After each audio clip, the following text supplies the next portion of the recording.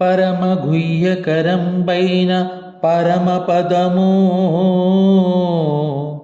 సద్గురుని దివ్య కృపగాని సాధనములు ఎని చేసిన నదియేల నెరుగబడును కల్పనాతీత యోగాత్మ కేవలాత్మ. పరమగుహ్యకరంబైన పరమపదము సద్గురుని దివ్య కృపగాని సాధనములు ఎన్ని చేసిన నది ఏల నెరుగబడును కల్పనాతీత యోగాత్మ కేవలాత్మ. జై నిజ గురుభ్యో నమః. శ్రీ బాలరామగురు స్వాముల వారి విరచితంబైన కేవలాత్మ శతకంలో 4వ పద్యం. ఏ పలుకులు లేక పరమాత్మ పదము ఉన్నది. ఈ పలుకులన్నీ కూడా మాయకు సంబంధించినటువంటివే. పలకకుండా ఉన్నట్లయితే అది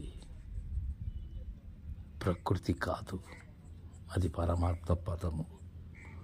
అలా అది వ్యాపితమై ఉన్నది అని తెలియజేస్తూ సద్గురుని కృప గూర్చి చెప్తున్నారు.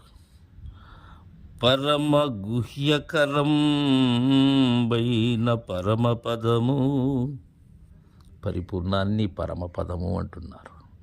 పరమాత్మ పదము పరమ గుహ్యకరం బైన పరమ రహస్యం, అతి రహస్యము బట్టబయలు. ఆ అతి రహస్యాన్ని మనకు ప్రబోధించేవారు, మనకు అపరోక్షం కావించేవారు గురుదేవులు. అది ప్రత్యక్షమైన పిమ్మట నేను లేను, నా పలుకు లేదు. నేను ఉండి దాన్ని ప్రత్యక్షమైతే రెండుంటాయి అక్కడ. ప్రత్యక్షమంటే నాకు ఎదురుగా ఉన్నది అని. అయితే దానిని నేను గమనించినప్పుడు నేను ఉండాలి. ఈ రెండూ లేకపోవటమే నిజమైనటువంటి యథార్థ బోధ. అది అతి రహస్యమైనటువంటిది ఆ పరమపదం. సద్గురుని దివ్య కృపగాని ఆ పరమపదము యొక్క రహస్యాన్ని తెలుసుకోవాలి అంటే ఆ గుహ్యకరంబైన గుట్టును నేను చేపట్టాలి అంటే, ఆ గుట్టు నేను ఎరగాలి అంటే గురు సంజ్ఞ, గురుని యొక్క దివ్యమైనటువంటి కరుణ నా మీద కలిగినట్లయితేనే అది సుసాధ్యం. లేకపోతే సాధనములు ఎన్ని చేసిన నది ఏల నిరుగబడును. ఎన్నో సాధనములు నన్ను నేను తెలుసుకునేందుకై, నన్ను నిలిపేందుకై. ఈ వయ్యారములు ఎన్నో ఉన్నాయి, అష్టాంగ యోగములు ఉన్నాయి.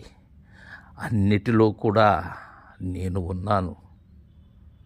నేను లేని సాధన సద్గురుని దివ్య కృప. ఏ సాధన లేనటువంటి దివ్యమైన ప్రబోధ ఇది. దీనికి కావలసినది గురుని అండ, సరైనటువంటి శుశ్రూష. అది చేసినటువంటి వారికి ఆ కీలు బోధపడుతుంది. నేనుండగానే నేను లేని స్థితిని నేనెరిగి నేను లేకపోవాలి. నా ముచ్చట ముందు నాకు తెలియాలి. సాధనములు ఎన్ని చేసినా కానీ అది ఎలా ఎరుగబడును. ఎందుకు అది తెలుస్తుంది ఆ సాధనాలు చేస్తే. సాధనలో నన్ను గూర్చి తెలుస్తుంది. నేను ఆ స్థితిలోకి వెళ్ళిపోతాను. సాధనములు, యోగములు వేరే దానితో కూడికవుతాను. మరలా దాని నుంచి బయటికి వచ్చిన పిమ్మట మరలా మామూలే.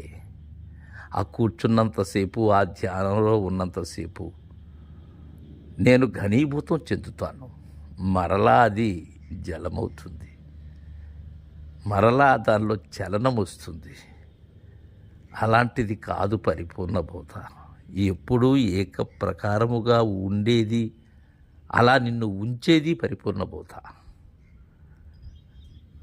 కల్పనాతీత యోగాత్మ కేవలాత్మ అని మనకు సద్గురుని యొక్క కృప అని గురుదేవుని స్తుతిస్తూ ఉన్నారు బాలరామ పండితులు. తర్వాయి పద్యం రేపు ముచ్చరించుకుందాం. జై గురుదేవా.